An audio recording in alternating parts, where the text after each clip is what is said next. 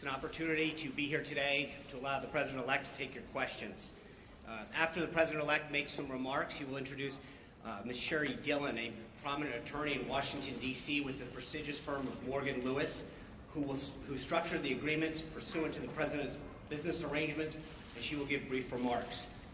Before we start, I want to bring your attention to a few points on the report that was published in BuzzFeed last night. It's frankly outrageous and highly irresponsible for a left-wing blog that was openly hostile to the President-elect's campaign to drop highly salacious and flat-out false information on the internet just days before he takes the oath of office. According to BuzzFeed's own editor, there are some serious reasons to doubt the allegations in the report. The executive editor of the New York Times also dismissed the report by saying it was, quote, totally unsubstantiated, echoing the concerns that many other reporters expressed on the internet. The fact that BuzzFeed and CNN made the decision to run with this unsubstantiated claim is a sad and pathetic attempt to get clicks. The report is not an intelligence report, plain and simple. One issue that the report talked about was the relationship of three individuals associated with the campaign. These three individuals, Paul Manafort, Michael Cohen, and Carter Page. Carter Page is an individual who the President-elect does not know and was put on notice months ago by the campaign. Paul Manafort has adamantly denied any of this involvement, and Michael Cohen, who is said to have visited Prague in August and September, did not leave or enter the United States during this time. We asked him to produce his passport to confirm his whereabouts and the dates in question, and there was no doubt that he was not in Prague. In fact, Mr. Cohen has never been in Prague. A new report actually suggests that Michael Cohen was at the University of Southern California with his son at a baseball game. One report now suggests that apparently it's another Michael Cohen. For all the talk lately about fake news, this political witch hunt by some in the media is based on some of the most flimsy reporting and is frankly shameful and disgraceful. With that, it is my honor to introduce the next Vice President of the United States, Mike Pence.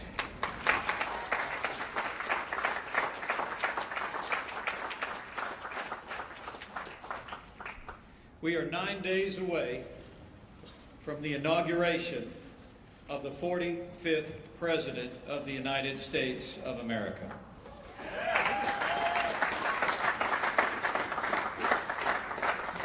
I'm profoundly honored and humbled that I will take the oath of office to serve as Vice President of the United States 9 days from today, but I'm even more honored to stand shoulder to shoulder with a new president who will make America great again. Now, the President-elect's leadership and his energy during the campaign was impressive, but as the chairman of the transition effort, I can assure the American people that his energy and his vision during the course of this transition has been even more inspiring.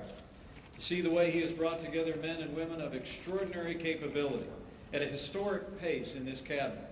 19 of the 21 cabinet officials have been announced, 9 committee hearings already scheduled, 7 more soon to go on the books in the next several days, and it is a compilation of men and women with an unprecedented caliber of leadership and background to help this administration move our nation forward. Perhaps that's why there's been such a concerted effort by some in the mainstream media to delegitimize this election and to demean our incoming administration. You know, I have long been a supporter of a free and independent press, and I always will be. But with freedom comes responsibility. And the irresponsible decision of a few news organizations to run with a false and unsubstantiated report when most news organizations resisted the temptation to propagate this fake news can only be attributed to media bias, an attempt to demean the President-elect and our incoming administration, and the American people are sick and tired of it.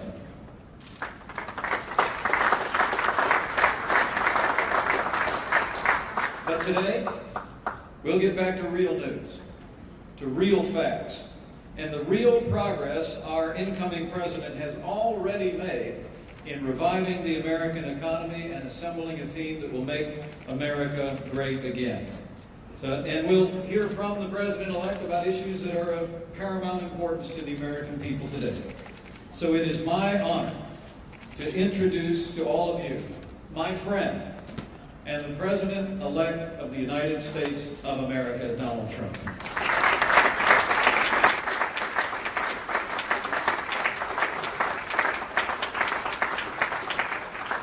Thank you very much. It's very familiar territory, news conferences, because we used to give them on a almost daily basis. I think we probably maybe won the nomination because of news conferences, and it's good to be with you. We stopped giving them because we're getting quite a bit of inaccurate news, but I do have to say that, and I must say that I want to thank a lot of the news organizations here today, because they looked at that nonsense that was released by maybe the intelligence agencies. Who knows? But maybe the intelligence agencies, which would be a tremendous blot on their record if they in fact did that. A tremendous blot. Because a thing like that should have never been written, it should never have been had, and it should certainly never have been released. But I want to thank a lot of the news organizations, for some of whom have not treated me very well over the years. A couple in particular, and they came out so strongly against that fake news and the fact that it was written about by primarily one group and one television station. So I just want to compliment many of the people in the room. I have great respect for the news and great respect for freedom of the press and all of that, but I will tell you there were some news organizations, with all that was just said, that were so professional, so incredibly professional, that I've just gone up a notch as to what I think. Okay? All right. We've had some great news over the last couple of weeks. I've been quite active, I guess you could say, in an economic way for the country.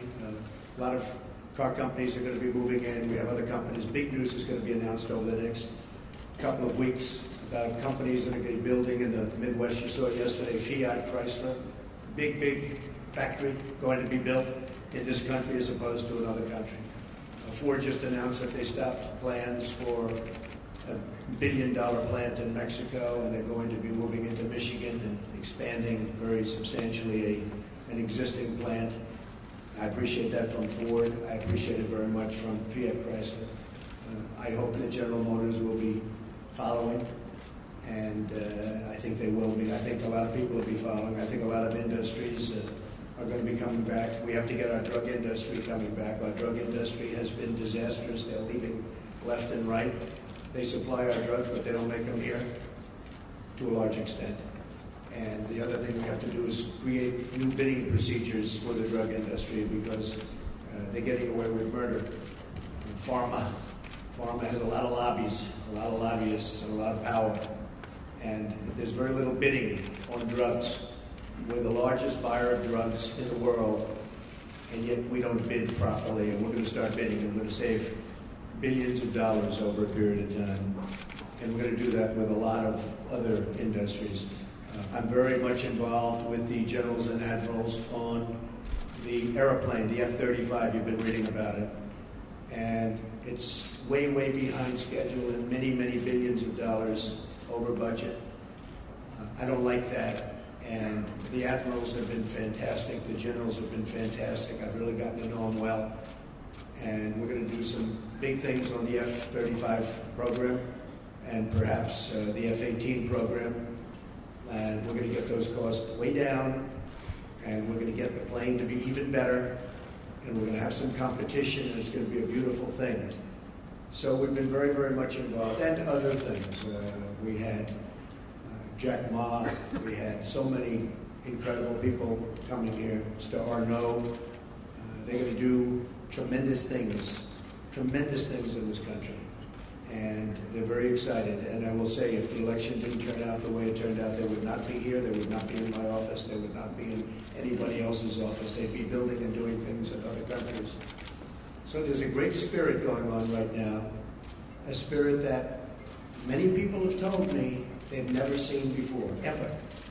We're going to create jobs. I said that I will be the greatest jobs producer that God ever created, and I mean that. I'm going to work very hard on that. We need certain amounts of other things, including a little bit of luck, but I think we're going to do a real job, and I'm very proud of what we've done, and we haven't even gotten there yet. I look very much forward to the inauguration. It's going to be a beautiful event. We have great talent, tremendous talent, and we have all of the bands, or most of the bands, from the different segments of the military. And I've heard some of these bands over the years; they're incredible. We're going to have a very, very elegant day. The 20th is going to be something that will be very, very special, very beautiful. And I think we're going to have massive crowds because we have a movement. It's a movement like the world has never seen before. It's a movement that a lot of people didn't expect. And even the polls, although some of them did get it right, but many of them didn't. That was a beautiful scene on November 8th as those states started to pour in. And we focused very hard on those states, and they really reciprocated. And those states are going to have a lot of jobs, and they're going to have a lot of security. They're going to have a lot of good news for their veterans. And by the way, speaking of veterans, I appointed today the head secretary of the Veterans Administration, David Shulkin, and we'll do a news release in a little while. I'll tell you about David. He's fantastic. He's fantastic. He will do a truly great job. One of the commitments I've made is that we're going to straighten out the whole situation for our veterans. Our veterans have been treated horribly. They're waiting in line for 15, 16, 17 days. Cases where they go in and they have a minor, early stage form of cancer and they can't see a doctor. By the time they get to the doctor, they're terminal. It's not going to happen. It's not going to happen. So David is going to do a fantastic job. We're going to be talking to a few people also to help David. And we have some of the great hospitals of the world going to align themselves with us on the Veterans Administration, like the Cleveland Clinic, like the Mayo Clinic, a few more that we have. And we're going to set up a group. These are hospitals that have been the top of the line, the absolute top of the line. And they're going to get together with their great doctors. Dr. Toby Cosgrove, as you know, from the Cleveland Clinic, has been very involved. Ike Perlmutter has been very, very involved, one of the great men of business.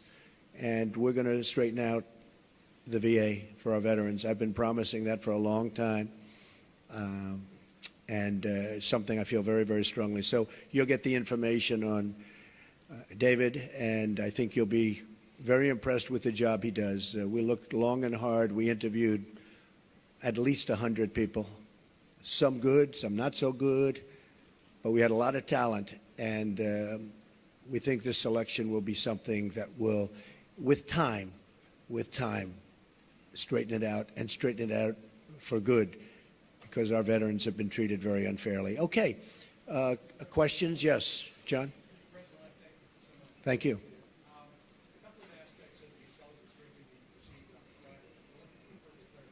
Sure. First of all, did the heads of the intelligence agencies provide you with a two-page summary of these unsubstantiated allegations? And secondly to that, and broader picture, do you accept their opinion that Vladimir Putin ordered the hack of the DNC and the attempted hack of the artists? And if you do, how will that color your attempt to build a relationship with a leader who has accused of committing an act of espionage? Okay, first of all, these meetings, as you know, are confidential, classified. So I'm not allowed to talk about what went on in a meeting. But we had many witnesses in that meeting, many of them with us. And I will say again, I think it's a disgrace that information would be let out. I saw the information, I read the information outside of that meeting. It's all fake news. It's phony stuff. It didn't happen. And it was gotten by opponents of ours, as you know, because you reported it, and so did many of the other people. It was a group of opponents that got together, sick people, and they put that crap together. So I will tell you that not within the meeting, but outside of the meeting, somebody released it. It should never have been, number one, shouldn't have even entered paper.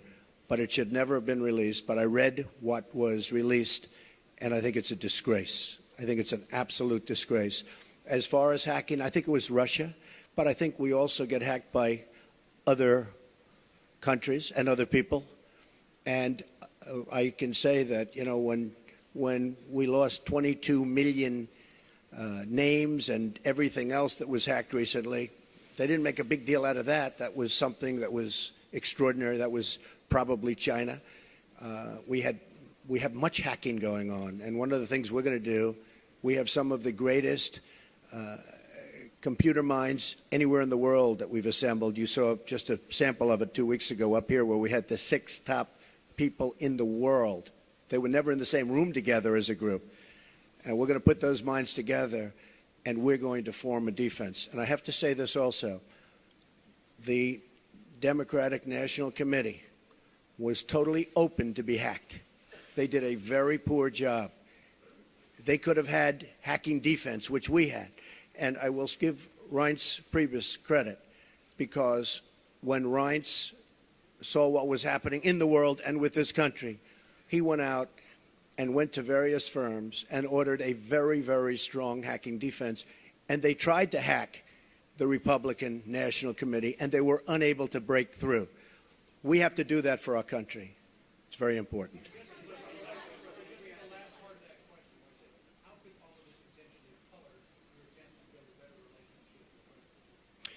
Well, you know, President Putin and Russia put out a statement today that this fake news was indeed fake news. They said it totally never happened. Now, somebody would say, oh, of course he's going to say that. I respected the fact that he said that. And I'll be honest, I think if he did have something, they would have released it. They would have been glad to release it. I think, frankly, had they broken into the Republican National Committee, I think they would have released it, just like they did about Hillary and all of the horrible things that her people, like Mr. Podesta, said about her. I mean, what he said about her was horrible. If somebody said about me what Podesta said about Hillary, I was the boss, I would have fired him immediately, or that person, because what he said about her was horrible. But remember this, we talk about the hacking, and hacking's bad, and it shouldn't be done. But look at the things that were hacked. Look at what was learned from that hacking. That Hillary Clinton got the questions to the debate and didn't report it? That's a horrible thing. That's a horrible thing. Can you imagine that if Donald Trump got the questions to the debate, it would have been the biggest story in the history of stories, and they would have said, immediately you have to get out of the race. Nobody even talked about it. It's a very terrible thing. Yeah.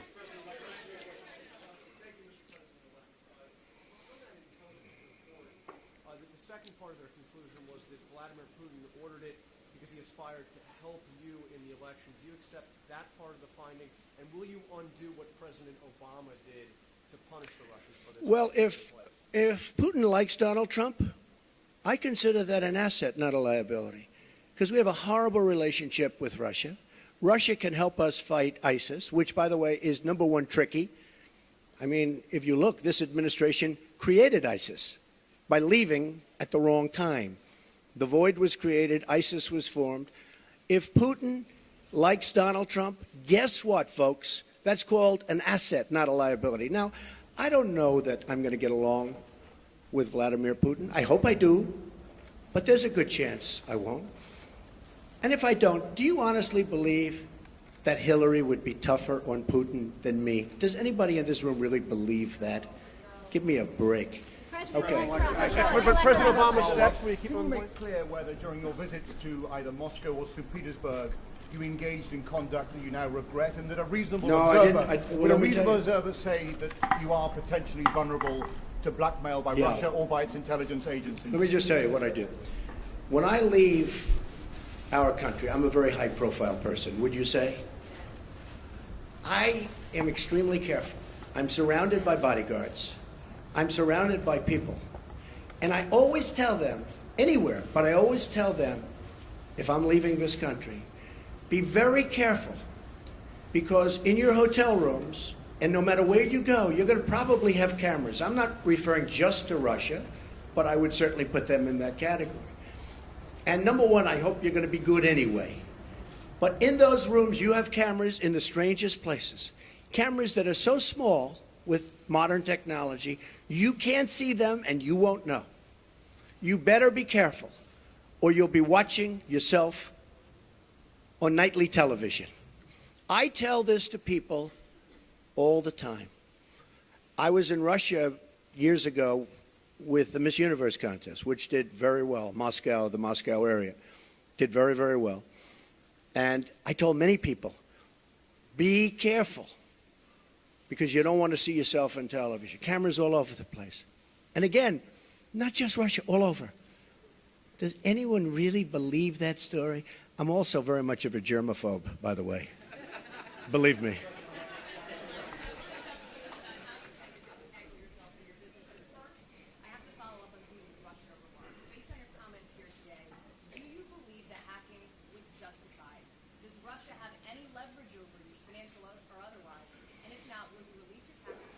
So I tweeted out that I have no dealings with Russia. I have no deals in Russia. I have no deals that could happen in Russia because we've stayed away. And I have no loans with Russia. As a real estate developer, I have very, very little debt. I have assets that are, and now people have found out how big the company is. I have very little debt. I have very low debt. But I have no loans with Russia at all.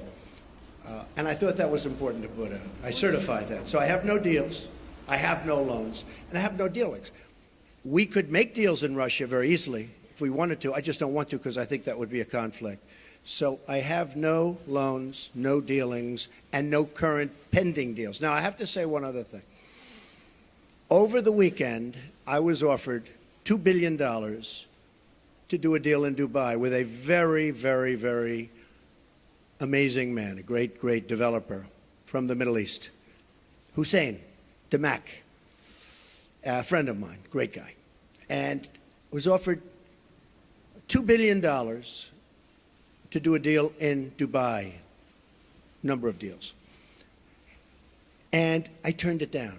I didn't have to turn it down because, as you know, I have a no-conflict situation because I'm president, which is, I didn't know about that until about 3 months ago, but it's a nice thing to have. But I don't want to take advantage of something. I have something that others don't have. Vice President Pence also has it. I don't think he'll need it. I have a feeling he's not going to need it. But I have a no conflict of interest provision as president. It was many, many years old. This is for presidents because they don't want presidents getting, I understand, they don't want presidents getting tangled up in minutiae. They want a president to run the country. So I could actually run my business. I could actually run my business and run government at the same time. I don't like the way that looks, but I would be able to do that if I wanted to. I'd be the only one that would be able to do that. You can't do that in any other capacity. But as a president, I could run the Trump Organization, great, great company, and I could run the company, the country. I do a very good job, but I don't want to do that. Now, all of these papers that you see here, yes, go ahead. Sure. Conflict. Do you believe the hacking was justified, and will you release your tax returns to prove what you're saying about no deals in Russia? Well, I'm not releasing the tax returns because, as you know, they're under audit. But every president since the 70s has Oh, gee, I've never heard that. Oh, gee, I've never heard that. I've never heard that. You know, the only one that cares about my tax returns are the reporters, okay? They're the only ones. But no, I don't think so. I won. Do you believe I mean, I became president. No, I don't think they care at all. I don't think they care at all. I think you care. I think you care.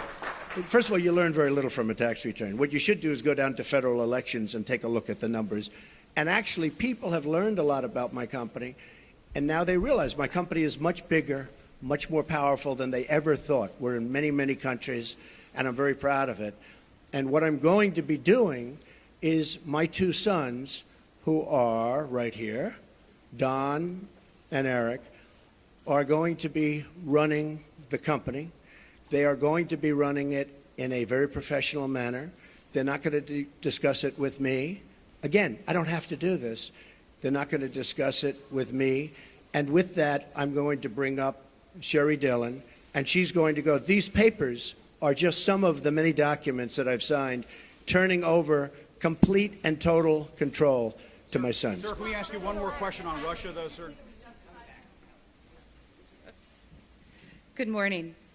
It's my honor and privilege to be here today at President-elect Trump's request. He's asked me, as you just heard, to speak about the conflicts of interest and the steps he's taking. As you know, the business empire built by President-elect Trump over the years is massive, not dissimilar to the fortunes of Nelson Rockefeller when he became vice president. But at that time, no one was so concerned. President-elect Trump wants the American public to rest assured that all of his efforts are directed to pursuing the people's business and not his own.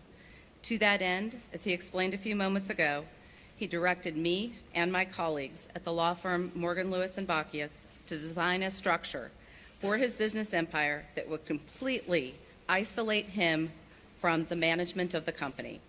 He further instructed that we build in protections that will assure the American people the decisions he makes and the actions that he takes as president are for their benefit and not to support his financial interests. As he said, he's voluntarily taking this on. The conflicts of interest laws simply do not apply to the president or the vice president, and they are not required to separate themselves from their financial assets. The primary conflicts of interest statute, since some have questioned this, is Section 18 U.S.C. 208, and it's simply inapplicable by its terms. And this is not just our interpretation. It's Congress itself who made this clear in 1989 when it amended Section 18 U.S.C. 202 to state that, except as otherwise provided, the terms office and employee in Section 208 shall not include the president. Even so, President-elect Trump wants there to be no doubt in the minds of the American public that he is completely isolating himself from his business interests. He instructed us to take all steps realistically possible to make it clear that he is not exploiting the office of the presidency for his personal benefit. He also sought the guidance of individuals who are familiar with and have worked extensively in the fields of government ethics and constitutional law. Critical to the Morgan Lewis team is Fred Fielding, standing here to our side and with us today. And many of you have known him. He has served several presidents over the years, including serving as counsel to Presidents Ronald Reagan and George W. Bush, as well as serving on President George H.W. Bush's Commission on Federal Ethics Law Reform, and he also held the position of Vice Chair of the Ethics Resource Center. Mr. Fielding has been extensively involved with and approved this plan. He's here today to support the plan, and he will continue to provide guidance as the plan is implemented and as Eric, Don, along with others, take over management of the Trump Organization. I'm going to detail some of the extraordinary steps now that the President-elect is taking. First, President-elect Trump's investments in business assets, commonly known as the Trump Organization, comprising hundreds of entities, which again, if you all go and take a look at his financial disclosure statement, the pages and pages and pages of entities have all been or will be conveyed to a trust prior to January 20th. Here is just some of the paperwork that's taking care of those actions. Second, through the trust agreement, he has relinquished leadership and management of the Trump Organization to his sons, Don and Eric, and a longtime Trump executive, Alan Weisselberg. Together, Don, Eric, and Alan will have the authority to manage the Trump Organization and will make decisions for the duration of the presidency without any involvement whatsoever by President-elect Trump. Further, at the President-elect's direction, the trust agreement provides that to ensure the Trump Organization continues to operate in accordance with the highest and legal ethics standards, an ethics advisor will be appointed to the management team. The written approval of the ethics advisor will be required for new deals, actions, and transactions that could potentially raise ethics or conflicts of interest concerns. President-elect Trump, as well as Don, Eric, and Alan, are committed to ensuring that the activities of the Trump Organization are beyond reproach and cannot be perceived to be exploitive of the office of the presidency. President-elect Trump will resign from all officer and other positions he holds with the Trump Organization entities. Further, in addition, his daughter Ivanka will have no further involvement with or management authority whatsoever with the Trump Organization. As she and Jared move their family to D.C., Ivanka will be focused on settling her children into their new homes and their new schools. The President-elect has also already disposed of all of his investments in publicly traded or easily liquidated investments. As a result, the trust will have two types of assets.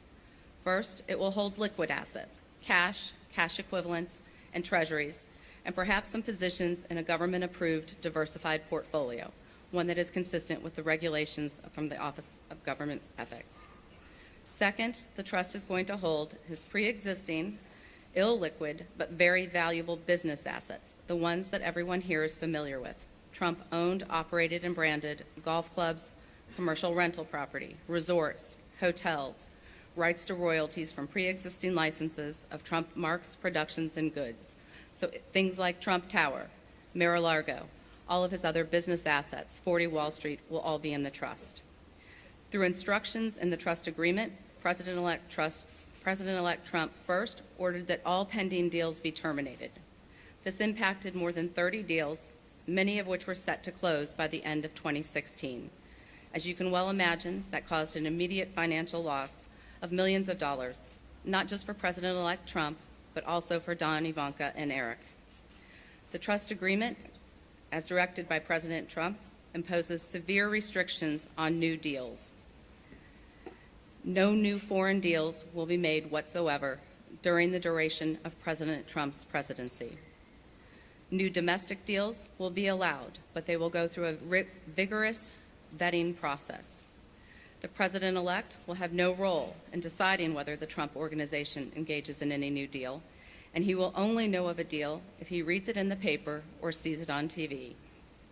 Because any new deal could, and I emphasize could, be perceived as causing a conflict or as exploiting the office of the presidency, new deals must be vetted with the ethics advisor, whose role will be to analyze any potential transactions for conflicts and ethics issues. The ethics advisor will be a recognized expert in the field of government experts. Again, his role will be to scrutinize the new deals and the actions, and any new deal must receive written approval. To further reinforce the wall that we are building between President-elect Trump and the Trump Organization, President-elect Trump has ordered, through his trust agreement, to sharply limit his information rights. Reports will only be available and reflect profit and loss on the company as a whole. There will be no separate business-by-business accounting. Another step that President-elect Trump has taken is he created a new position at the Trump Organization, the position of Chief Compliance Counsel, whose responsibility will be to ensure that the Trump businesses, again, are operating at the highest levels of integrity and not taking any actions that could be perceived as exploiting the office of the presidency. He has also directed that no communications of the Trump Organization, including social media accounts, will reference or be tied to President-elect Trump's role as President of the United States or the office of the presidency. In sum, all of these actions, complete relinquishment of management, no foreign deals, ethics advisor approval of deals, sharply limited information rights, will sever President-elect Trump's presidency from the Trump Organization. Some have asked questions. Why not divest? Why not just sell everything? Form a blind trust. And I'd like to turn to addressing some of those questions now. Selling, first and foremost, would not eliminate possibilities of conflicts of interest. In fact, it would exacerbate them. The Trump brand is key to the value of the Trump Organization's assets. If President-elect Trump sold his brand, he would be entitled to royalties for the use of it, and this would result in the trust retaining an interest in the brand without the ability to assure that it does not exploit the office of the presidency. Further, whatever price was paid would be subject to criticism and scrutiny. Was it too high?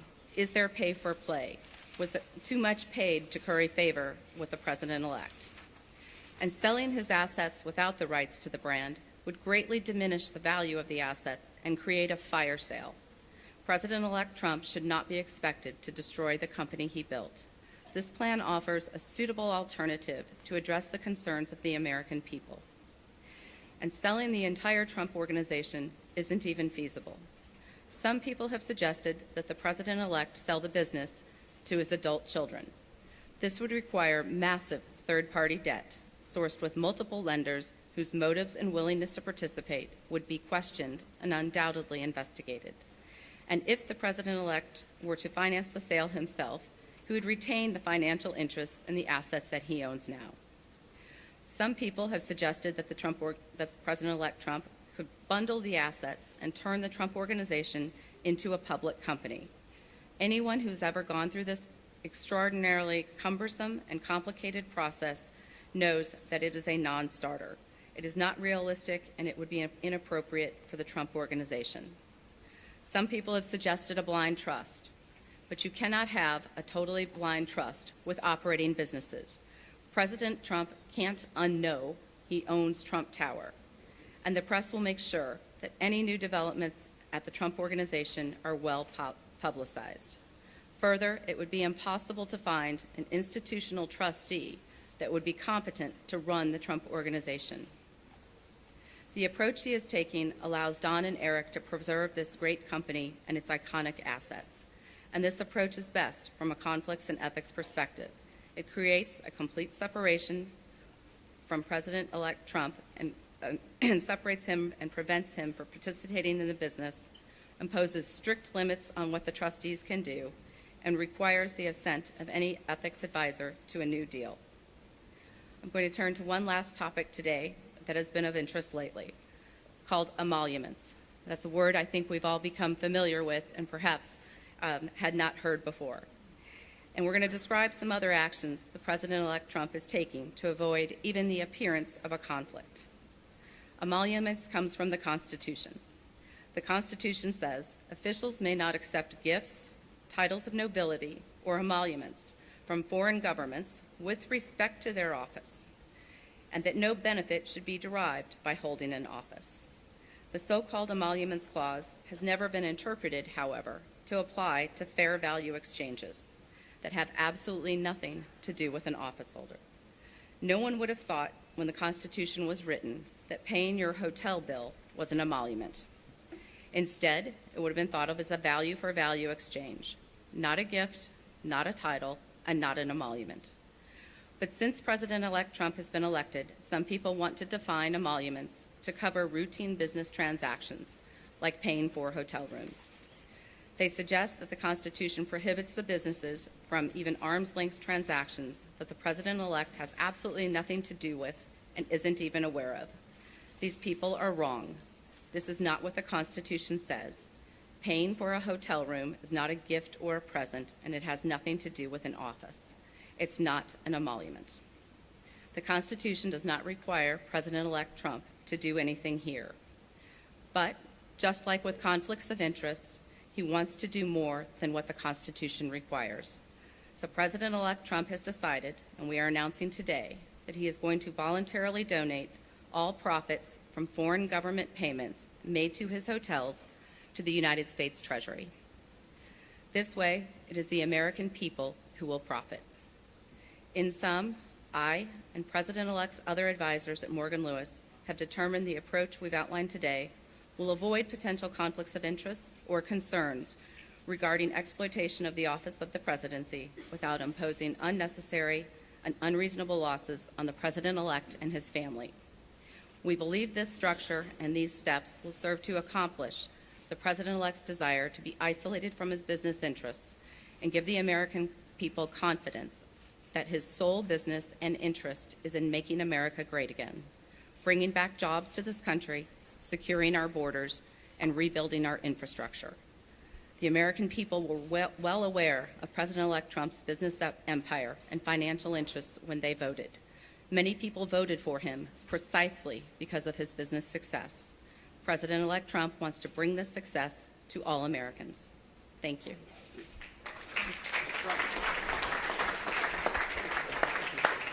You're welcome. My pleasure. Mr. Trump, can we ask you? Don't lose your notes. Thank you very much. Mr. Trump, can we ask you some policy questions? Policy questions, sir. Thank you, Mr. Trump. Very interesting on American News. What is your response to your critics that say not only you, but also your cabinet is filled with conflicts of interest, and you plan to set an example in the future to make sure that your cabinet and everyone throughout your administration? Right, good question. I really think that when you watch what's going on with what's happening in Washington. I was just watching, as an example, Rex Tillerson. I think it's brilliant what he's doing and what he's saying. I watched yesterday, as you know, our great senator who is going to be a great attorney general, and he was brilliant. And what people don't know is that he was a great prosecutor and attorney general in Alabama, and he was brilliant yesterday. So I really think that I think we have one of the great cabinets ever put together. And we've been hearing that from so many people. People are so happy. You know, in the case of Rex, he ran incredibly ExxonMobil. When there was a find, he would get it. When they needed something, he would be there. A friend of mine who's very, very substantial in the oil business, Harold Hamm, big supporter, he said, there's nobody in the business like Rex Tillerson. And that's what we want. That's what I want to bring to government. I want to bring the greatest people into government because we're way behind. We don't make good deals anymore. I say it all the time at speeches. We don't make good deals anymore. We make bad deals. Our trade deals are a disaster. We have hundreds of billions of dollars of losses on a yearly basis, hundreds of billions with China on trade and trade imbalance, with Japan, with Mexico, with just about everybody. We don't make good deals anymore. So we need people that are smart. We need people that are successful. And they got successful because, generally speaking, they're smart. And that's what I put. I'm very proud of the cabinet. I think they're doing very well. It's very interesting how it's going, but I think they're doing very, very well. Mr. Tucker, quick follow-up, sir, on Russia, sir. Thank you, Mr. President-elect. I wanted to ask a few questions on Obamacare. Yeah. Can you be specific on what guidance you're giving congressional Republicans on the timeline for repeal and replace? Sure. Whether it needs to be simultaneous or... Finally, Obamacare. I thought it was never going to be asked. I also wanted to ask you, though, if you have outlined a plan for what you want the replace package to look like. Would it guarantee coverage for those who have gotten health insurance through the current Obamacare law? You're going to be very, very proud, as not only the media and reporters, you're going to be very proud of what we put forth having to do with health care. Obamacare is a complete and total disaster. They can say what they want. They can guide you any way they want to guide you. In some cases, they guide you incorrectly. In most cases, you realize what's happened. It's imploding as we sit. Some states have over 100% increase. And 17, and I said this 2 years ago, 17 is going to be the bad year. It's going to be catastrophic. Frankly, we could sit back, and it was a thought from a political standpoint, but it wouldn't be fair to the people. We could sit back and wait and watch and criticize.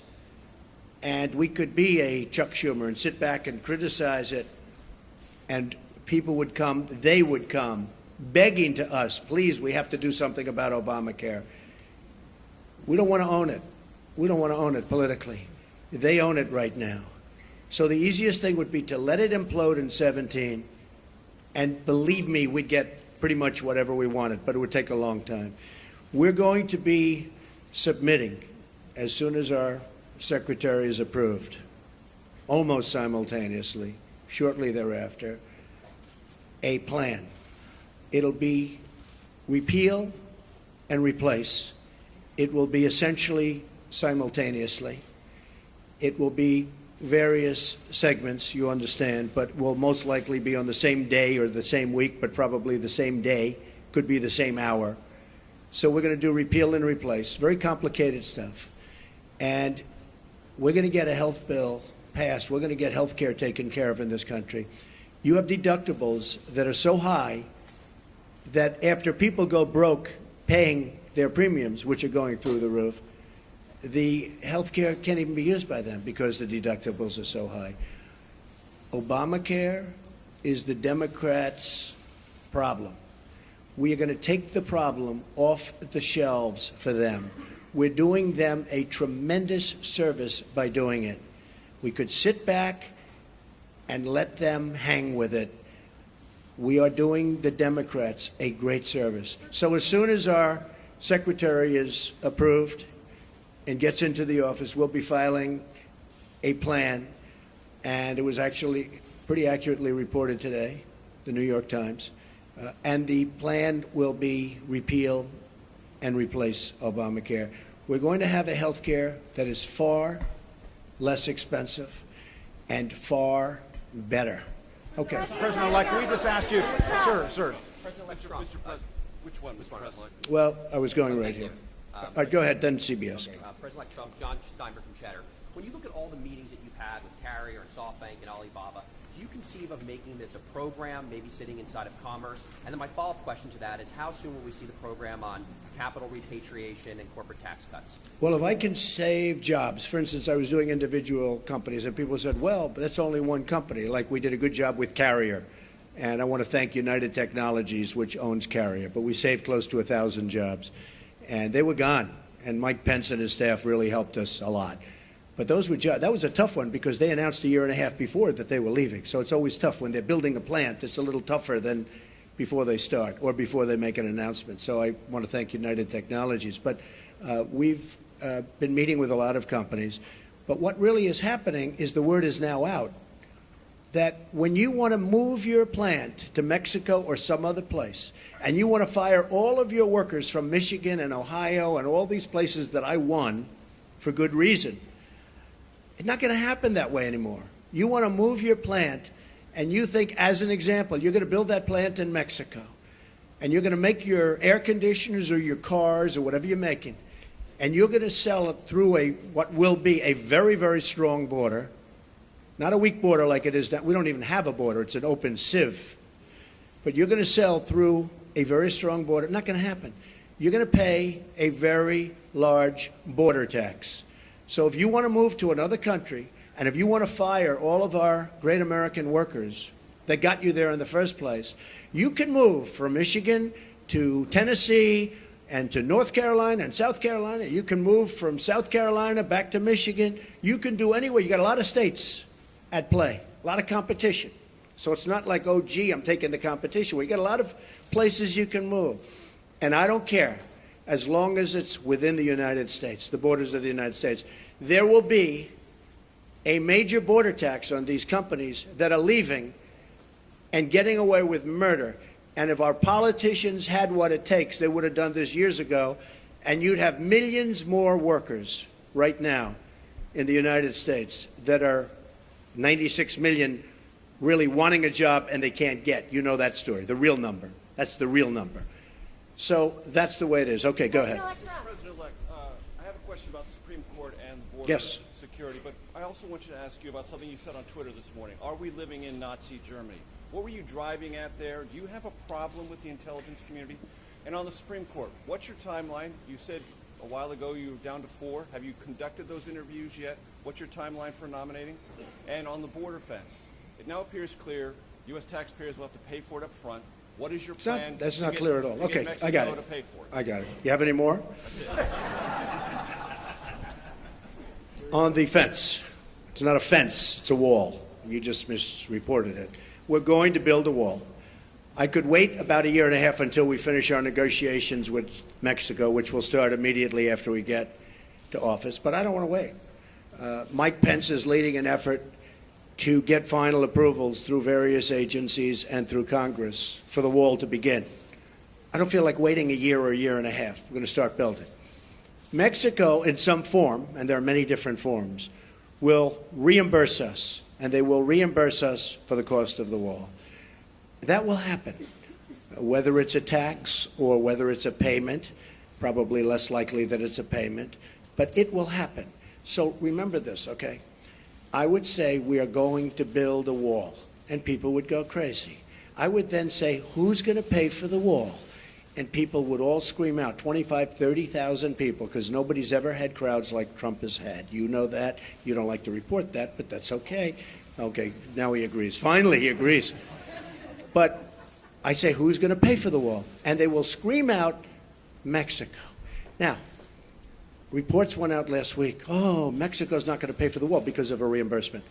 What's the difference? I want to get the wall started. I don't want to wait a year and a half until I make my deal with Mexico. So, and we probably will have a deal sooner than that. And by the way, Mexico has been so nice So nice. I respect the government of Mexico. I respect the people of Mexico. I love the people of Mexico. I have many people from Mexico working for me. They're phenomenal people. The government of Mexico is terrific. I don't blame them for what's happened. I don't blame them for taking advantage of the United States. I wish our politicians were so smart. Mexico has taken advantage of the United States. I don't blame the representatives and various presidents, etc., of Mexico. What I say is we shouldn't have allowed that to happen. It's not going to happen anymore. So in order to get the wall started, Mexico will pay for the wall, but it'll be reimbursed. Okay? Supreme Court judge. So, as you know, I have a list of 20. I've gone through them. We've met with numerous candidates. They're outstanding in every case. They were largely recommended and highly recommended by Federalist Society. Jim DeMint was also very much involved in his group, which is fantastic, and he's a fantastic guy. So between Leo and Jim DeMint and some senators and some Congress people, we have a great group of people. I'll be making the decision on who we will put up for Justice of the United States Supreme Court, a replacement for the great, great Justice Scalia. That will be probably within 2 weeks of the 20th. So within about 2 weeks, probably the second week. I consider the first day because we'll also be doing some pretty good signings. And I think what we'll do is we'll wait till Monday. That will be our really first business day, as opposed to doing it on Friday, because on Friday people are going to have a very good time at the inauguration. And then Saturday, as you know, we're having a big church service and lots of good things are happening. So our first day, and you'll all be invited to the signings, but we'll be doing some pretty good signings on Monday and Tuesday and Wednesday and Thursday and Friday, and then also the next week. And you're all invited. But on the Supreme Court, I'll be making that decision, and it'll be a decision which I very strongly believe in. I think it's one of the reasons I got elected. I think the people of this country did not want to see what was happening with the Supreme Court. So I think it was a very, very big decision as to why I was elected. Mr. President-elect. The tweet that you had this morning about are we living in Nazi Germany, what were you driving at there? What are you trying to tell them? I think it was disgraceful that the intelligence agencies allowed any information that turned out to be so false and fake out. I think it's a disgrace. And I say that, and that's something that Nazi Germany would have done and did do. I think it's a disgrace. That information that was false and fake and never happened got released to the public. As far as BuzzFeed, which is a failing pile of garbage, writing it, I think they're going to suffer the consequences. They already are. And as far as CNN going out of their way to build it up, and by the way, we just found out I was coming down. Michael Cohen. Michael Cohen is a very talented lawyer. He's a good lawyer in my firm. It was just reported that it wasn't this Michael Cohen they were talking about. So all night long, it's Michael Cohen. I said, I want to see your passport. He brings his passport to my office. I say, hey, wait a minute. He didn't leave the country. He wasn't out of the country. They had Michael Cohen of the Trump Organization was in Prague. It turned out to be a different Michael Cohen. It's a disgrace what took place. It's a disgrace. And I think they ought to apologize to start with Michael Cohen. Sir, since you're attacking us, can you give us a question? Go ahead. No, Mr. President-elect. Go ahead. President-elect, Go ahead. Since you are attacking no, our news not you. organization, Not you. Can you give us a chance? Your organization's you are terrible. attacking our news organization. Your organization's Can you give us terrible. A chance Let's to go. Ask a question, sir. Go ahead. Sir, Quiet. Quiet. Mr. President-elect. Go ahead. Can you She's asking a question. Don't be rude. President-elect, can you give us a question? Don't be You're rude. attacking us. Can you give us a question? Don't be rude. No, I'm not going to give you a question. question. I'm not going to give you a question. Can you state categorically? You are fake news. Sir, go ahead. Can you state categorically that nobody... No, Mr. President-elect, that's not go appropriate. Ahead. President Obama went too far with the sanctions he put on Russia after the hacking. Do you think I don't say he went too far. No. Will you roll them back? No. What do you think of Lindsey Graham's I don't say... plan to send you a bill for tougher ones? Plans to send me a bill for what? For tougher sanctions. I hadn't heard Lindsey Graham was going to do that. Lindsey Graham. I've been competing with him for a long time, and he's going to crack that 1% barrier one day.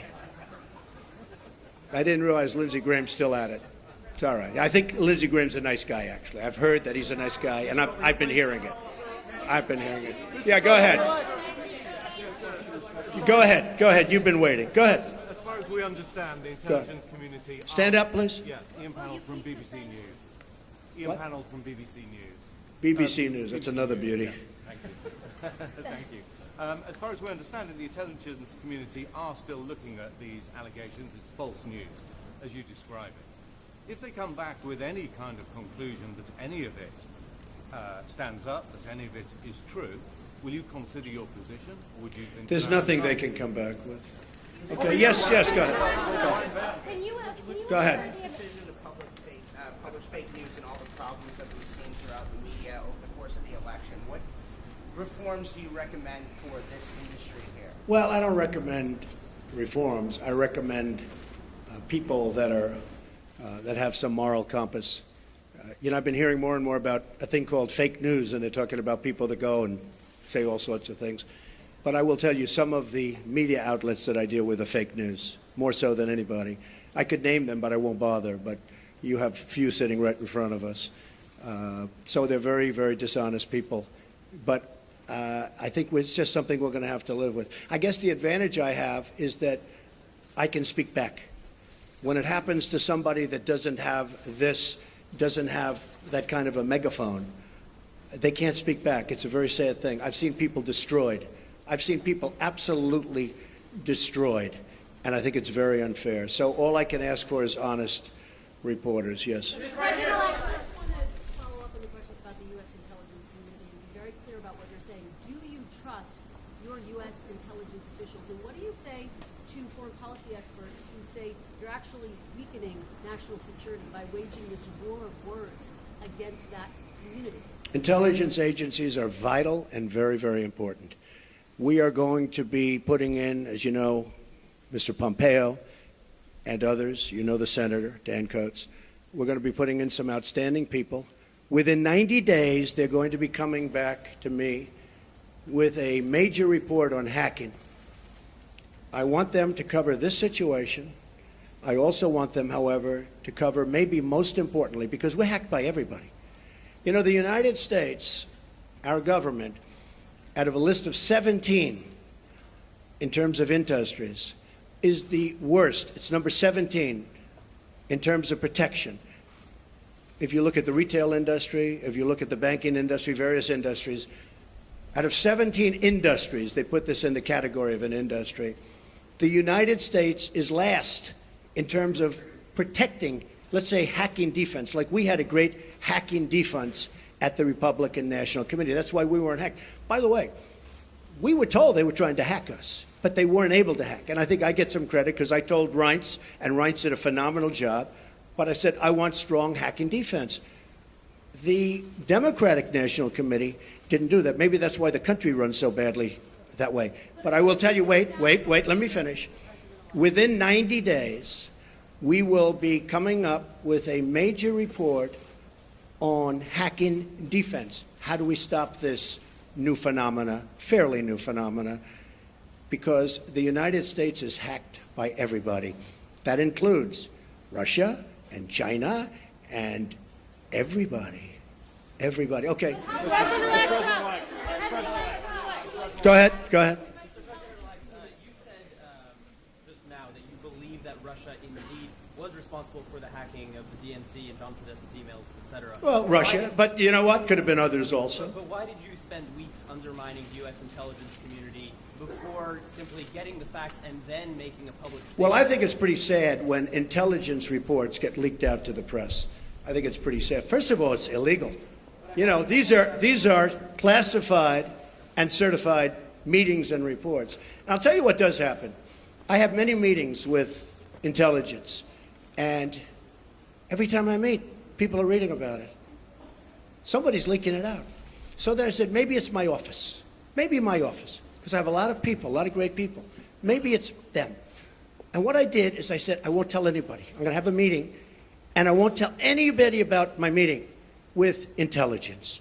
And what happened is I had my meeting. Nobody knew, not even Rona, my executive assistant for years. She didn't know. I didn't tell her. Nobody knew. The meeting was had. The meeting was over. They left.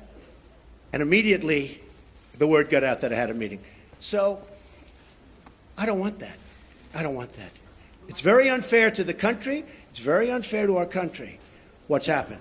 That report should have never, first of all, it shouldn't have been printed because it's not worth the paper it's written on. And I thank the New York Times for saying that. I thank a lot of different people for saying that.